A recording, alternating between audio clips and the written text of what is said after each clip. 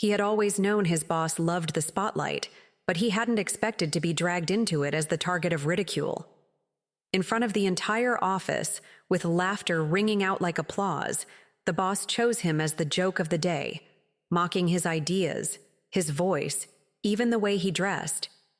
The laughter stung, not because it was true, but because it was meant to wound. Every chuckle was a nail hammered into his pride, but beneath his still face, behind the steady eyes that betrayed nothing, something colder than rage settled in. He didn't explode. He didn't argue. He simply absorbed the moment, filing it away with meticulous clarity. A seed had been planted, and he already knew he would let it grow. If you're drawn into stories where justice takes its time but never misses, subscribe to our channel for more. The laughter in the room slowly faded, though whispers carried the echo long after. He sat quietly at his desk, his hands steady on the keyboard, his back straight. Outwardly, he was the perfect picture of composure, even a touch submissive. Inside, though, the silence burned with a hidden fire. Every word the boss uttered was being measured and stored away. His co-workers carried on, some snickering in hushed tones, some avoiding his eyes altogether. He let them think he was beaten. He let them think he had no voice. The mask he wore was flawless, and the man who had mocked him had no idea he had just handed his quietest employee the perfect reason to begin watching. The cracks didn't take long to appear.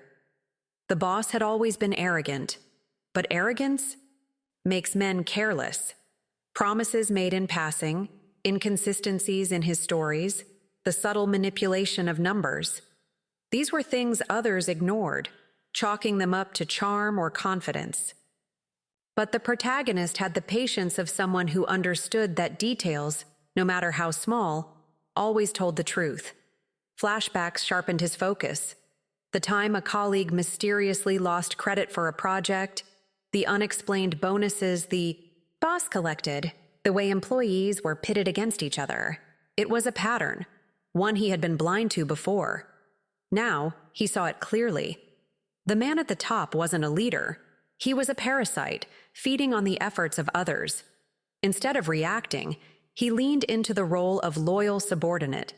He listened when the boss bragged, laughed when the boss demanded it, and nodded at every dismissal. No one suspected that every conversation, every passing moment, was being stored. He noticed when the boss left early and when he stayed late. He tracked the inconsistencies in his emails. He memorized the tone he used when lying and the careless smirk when he believed he was untouchable.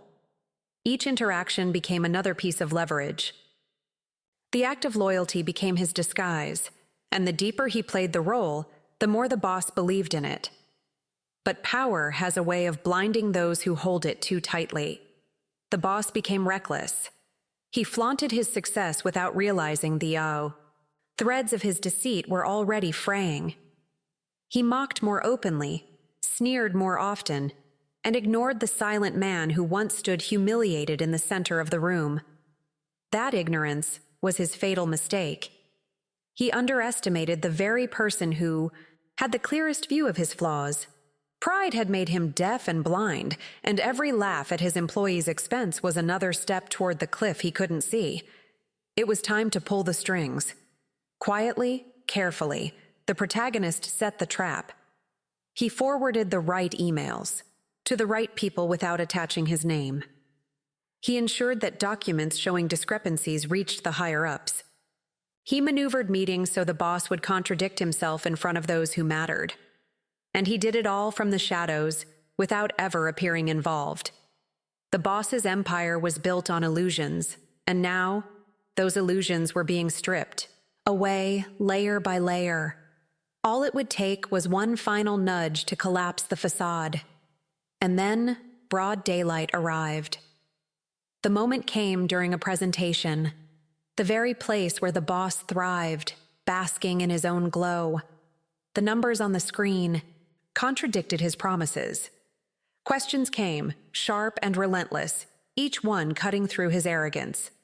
The protagonist sat quietly at the edge of the room, watching as realization flickered in the boss's eyes. The script had flipped. The same stage once used to humiliate now became the stage of reckoning. The boss stumbled over his words, the cracks spreading too fast to cover.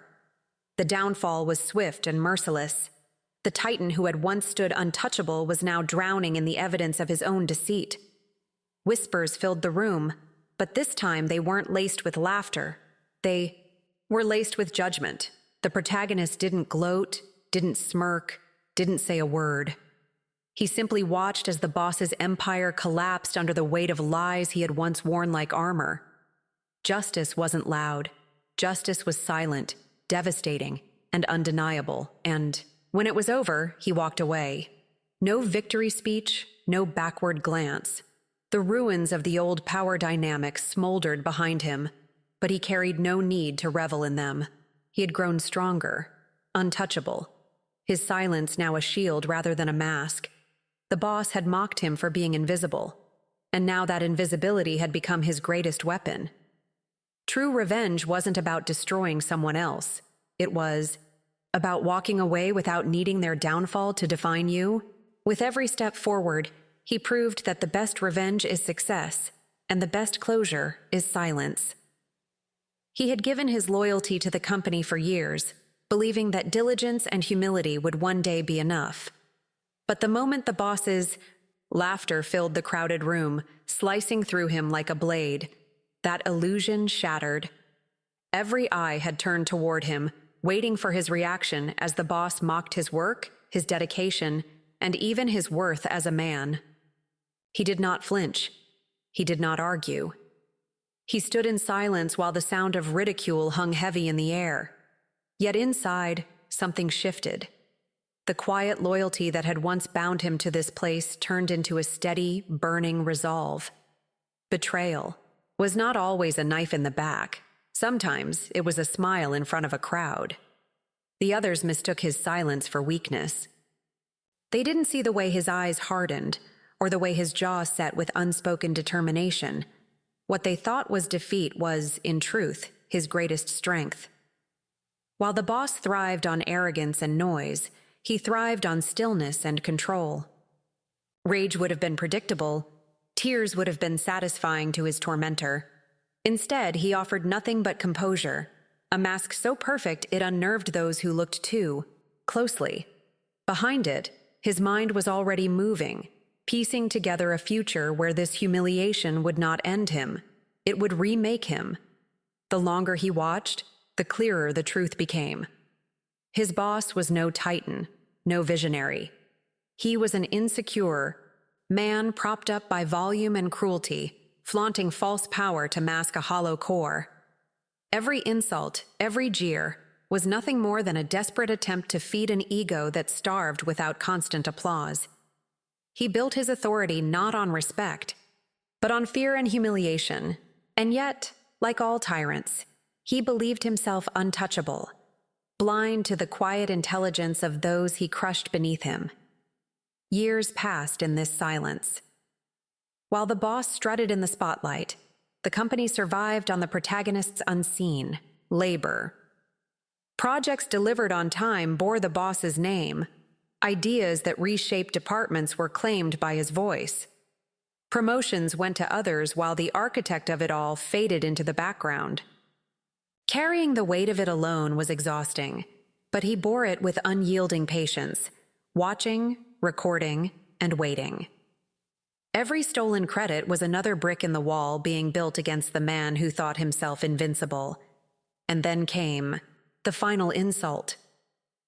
A promotion, one he had earned, one whispered about for months, was dangled before him like a prize, only to be ripped away by the very hand that had stolen so much before.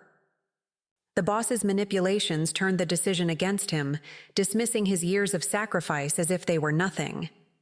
That moment didn't break him. It sharpened him. The denial of his future lit a quiet fury that could no longer be ignored. He would not beg. He would not plead. Instead, he let the silence stretch, hiding the storm beneath an unshakable calm. Behind closed doors, the cruelty grew sharper. Whispers spread through the office, all seated by the boss. Rumors painted him as weak, incompetent, even untrustworthy. Colleagues who once leaned on him began to doubt him, poisoned by the falsehoods fed to them. But the truth remained where it always had, visible only to those willing to look. The boss's desperation was showing, for only desperate men go to such lengths to destroy someone they claim is beneath them. Each rumor became another weapon in the protagonist's arsenal, proof of the man's corruption. The breaking point came not in private, but before the crowd once again. The boss, emboldened by years of unchecked cruelty, delivered his final jeer. "You'll never make it without me," he said, his voice carrying across the room like a verdict. Laughter followed, though thinner this time, some hesitant, some nervous. But while the others shifted in discomfort, the protagonist only stood taller. The words were meant to crush him, yet instead, they solidified his purpose. Revenge was no longer a distant idea. It was a fire lit in that very moment, one that would consume everything in its path. He smiled then. A smile so calm, so unreadable, it unsettled the room. No one understood it, not the co-workers who exchanged confused glances, not the boss who sneered at what he thought was surrender. The resignation letter was handed in the next day, delivered, with the same unnerving composure. There were no outbursts, no dramatic speeches, just a quiet signature and a steady step toward the exit. The office buzzed with confusion. Why leave so easily? Why smile when stripped of everything? They didn't know what he knew. That silence was not defeat. It was preparation. As he walked out of the building for the last time, the air felt different, freer. He replayed the boss's words in his head, not with pain, but with certainty. The man who had mocked him believed he had finally won, believed he had buried him beneath humiliation. But in truth, all he had done was unleash him. The protagonist didn't look back as he left, didn't give the building or its false king the satisfaction of one last glance. "He thought I was walking away defeated," he whispered to himself. "In reality, I was only walking toward my freedom." He left the building quietly, his resignation letter folded neatly in the boss's hand. No anger, no raised voice, not even a lingering glance at the man who thought he had broken him. Instead, there was only a calm smile, one so unnerving that a few colleagues whispered about it long after he was gone.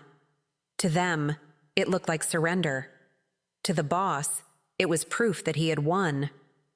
But beneath that stillness burned a fire he would never see until it was too late. Walking away was not the end, it was the beginning. Freedom tasted unfamiliar at first, but it quickly grew intoxicating. While the boss boasted about his triumph to anyone who would listen, the protagonist was already laying foundations. Small freelance jobs, connections, rekindled over quiet coffees, hushed conversations with those who had once admired his skill. These became the seeds of a new life. No grand declarations, no visible victories, only quiet steps taken with precision.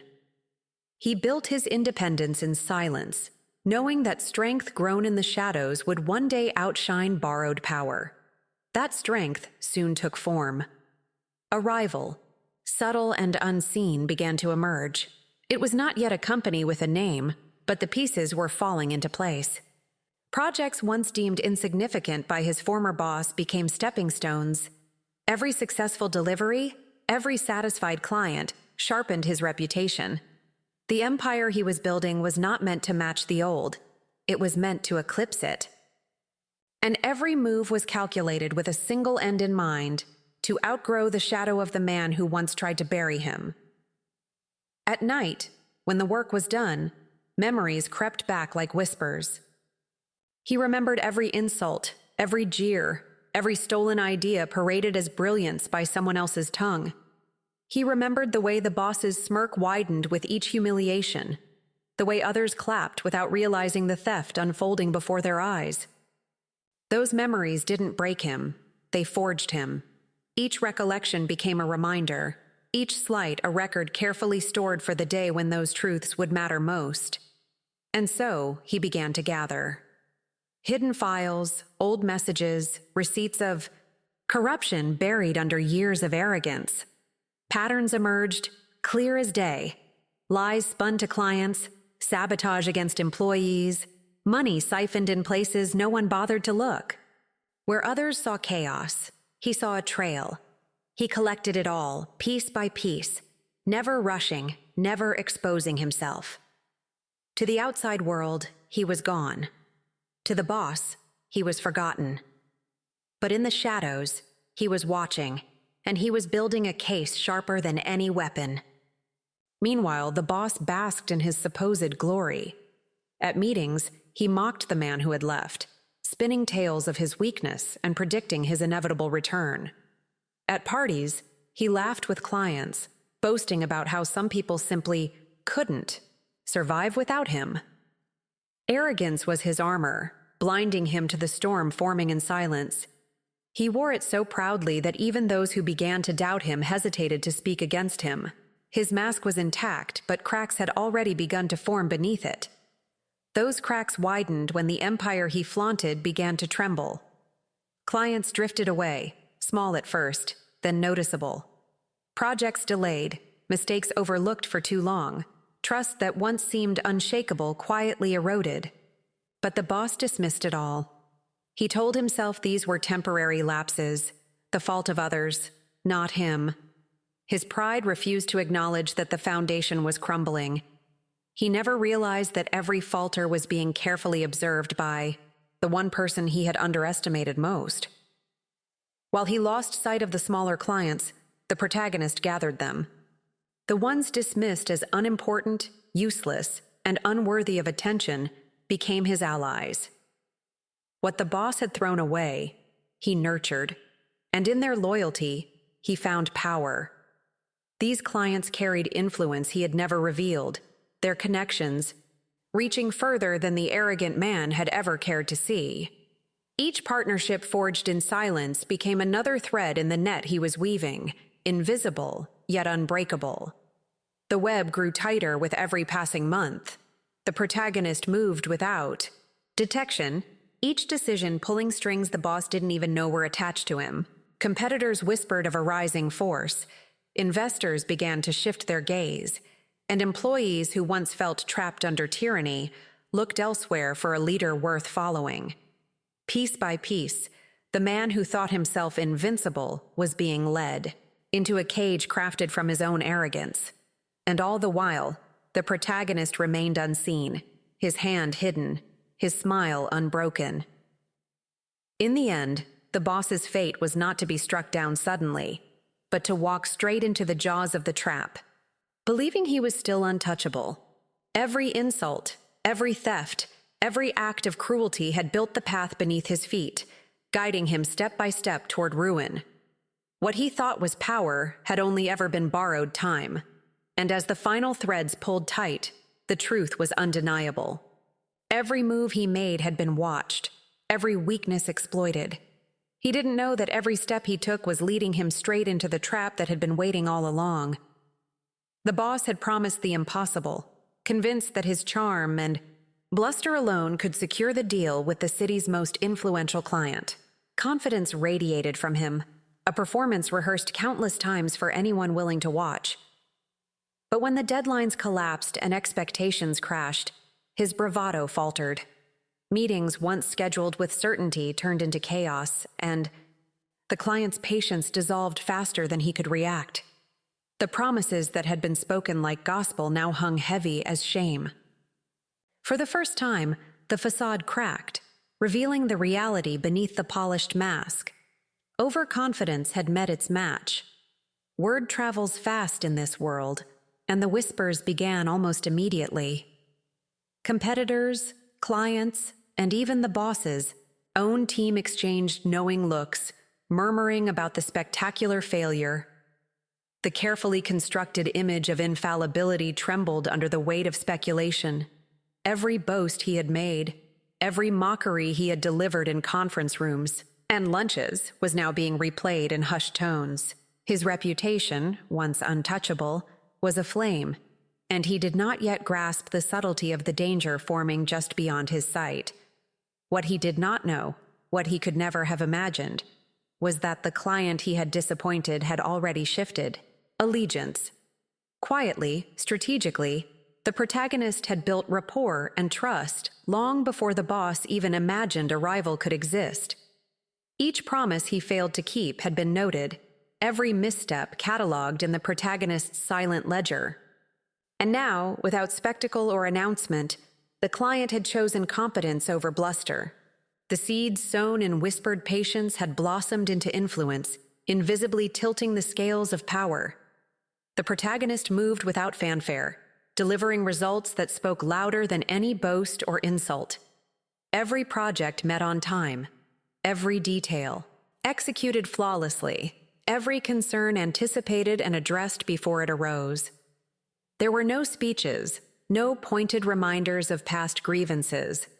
The work itself became the declaration, a quiet, unassailable triumph that left the client satisfied, impressed and aligned.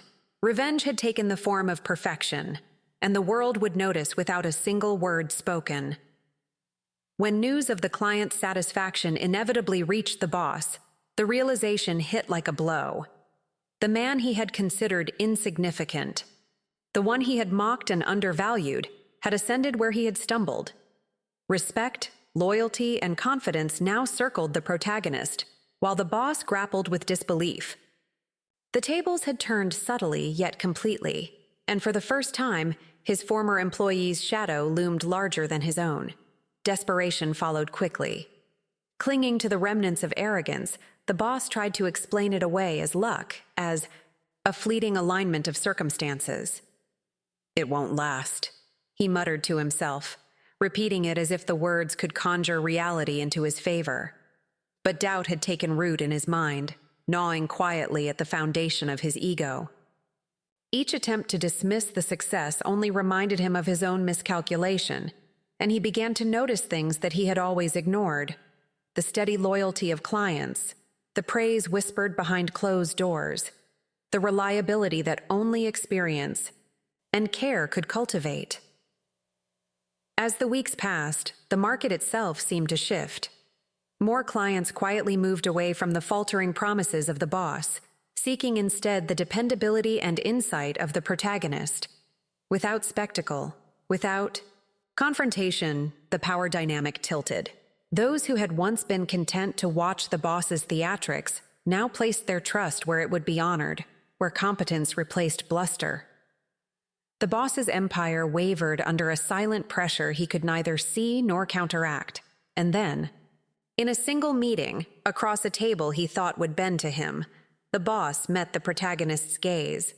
No words were exchanged, no grand announcements made.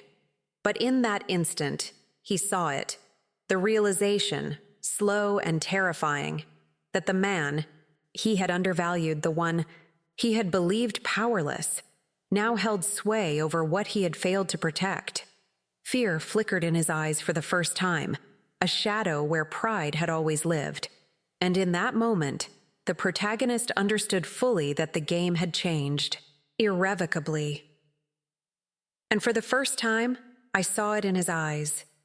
The fear that maybe, just maybe, he had underestimated me. The boss's empire, once towering and unshakable, began to splinter with startling speed. Deals that had seemed guaranteed fell apart. Clients quietly shifted their loyalties, and the once admired figure of authority now stumbled in a haze of disbelief. Every failed promise, every neglected responsibility compounded, creating a cascade that no amount of charm or threats could stem. Desperation carved lines into his arrogance, leaving him exposed for the first time in years. The very clients who had revered him now questioned his competence, and the foundation he had built on intimidation and false confidence trembled beneath him. In a gesture of vulnerability unthinkable just months ago, he reached out. Pride swallowed. He sought guidance, a lifeline, or perhaps mercy from the one he had always underestimated. The call was hesitant, every word weighed with the realization that his empire's survival now depended on someone he had belittled. The protagonist, calm and composed, listened silently, analyzing the desperation beneath his polished voice. The tables had shifted, but the boss was still unaware of the extent to which he had lost control. When he arrived for the meeting, he carried an air of forced confidence, a veneer of composure masking the anxiety gnawing at his mind. He believed he could manipulate, persuade, and reclaim the upper hand with his usual bravado, yet he failed to recognize the subtle, almost imperceptible shift in the room. The protagonist's calm presence was no longer one of submission, but of authority. Silence itself became a statement, a quiet demonstration that power had migrated, leaving him clinging to illusions. As he spoke, the familiar pattern of arrogance crept into his words, betraying him in the most revealing way. "I just don't know how to make it without you," he admitted, almost unconsciously, echoing the very taunts he had once wielded as weapons. The words, meant perhaps as humility or flattery, instead illuminated his dependence.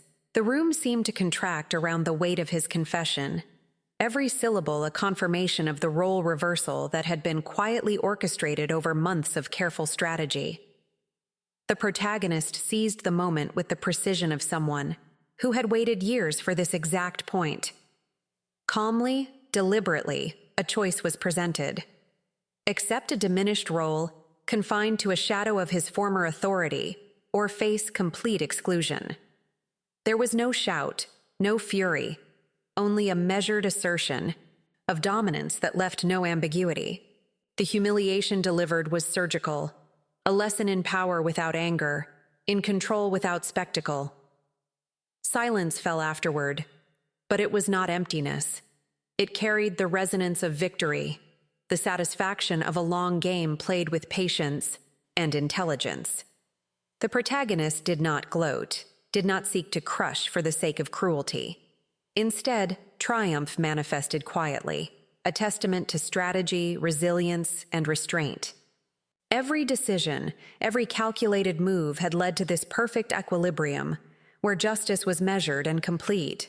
And yet, even in that calm, a final realization lingered in the back of the protagonist's mind, a quiet acknowledgement of the irony of fate. Funny how life works. 6 months ago, I was nothing without him. Now he was begging just to stand in my shadow.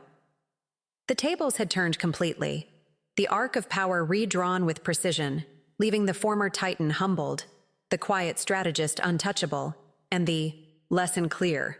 Patience and intellect are weapons far sharper than arrogance or bluster. Word of his failures spread faster than he could contain. Meetings once filled with nods of respect became arenas of whispered laughter and pointed remarks. A client here, a former employee there, each word and glance chipped away at the carefully constructed facade of invincibility. The empire he had ruled with arrogance and intimidation was suddenly a spectacle of mockery. Its leader, the punchline of stories traded in boardrooms and coffee breaks. His confidence, once unshakable, now trembled under the weight of public scrutiny and professional collapse. Those who had once trembled before him now wore their ridicule openly.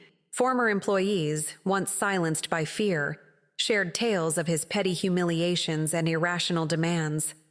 Clients who had stayed for promises and charm abandoned him with barely a glance, amused at the irony of his downfall. His arrogance, which had once inspired awe or dread, became a source of amusement, leaving him isolated and irrelevant. Every attempt to regain composure only exposed his desperation, a tyrant undone by the very traits that had once defined him. Pride, once his armor, transformed into a prison. Each miscalculation, every overlooked detail, and every overconfident maneuver compounded until his empire crumbled entirely under the weight of his own hubris. What had seemed untouchable, contracts, partnerships, influence, dissolved into Irrelevance swallowed by consequences he could neither control nor reverse. He became a cautionary tale, a reminder that arrogance unchecked invites its own undoing, leaving a man once feared to fade quietly into obscurity. Meanwhile, the protagonist moved in silence, building strength and influence with deliberate care. Every opportunity seized, every alliance nurtured, and every skill honed occurred without fanfare. There was no need to shout victory or flaunt success. Every achievement quietly reinforced the foundation of power that had been meticulously constructed, while the former boss stumbled through his own collapse. In the calm, methodical accumulation of influence, the protagonist revealed a form of authority far more enduring than fear or intimidation. Success carried with it no need for gloating. Composure became a weapon, persistence a statement, and patience the ultimate form of power. The protagonist's triumph was evident not in public displays of vengeance, but in the quiet, unshakable control that now defined every interaction, every contract, every alliance. Others may have whispered or speculated, but the truth was evident to those paying attention. The strength of silence had outlasted the fury of arrogance. In this poetic turn of fate, the very cruelty and arrogance that once sought to suppress the protagonist became the fuel for their rise. Each insult, each dismissal, each stolen opportunity became a stepping stone, transforming past suffering into a blueprint for dominance. The boss's own hand had unwittingly guided the construction of a more resilient and capable empire, built in the shadows of his failures. Looking back, the memory crystallized into a simple, unforgettable truth. He once told me I'd never make it without him. Turns out he was right, because without his cruelty, I'd never have found the strength to build an empire on my own. The lesson was clear, resonating far beyond any boardroom ordeal. True power emerges not from what others take from you, but from how you rise above it, quietly, deliberately, and unshakably.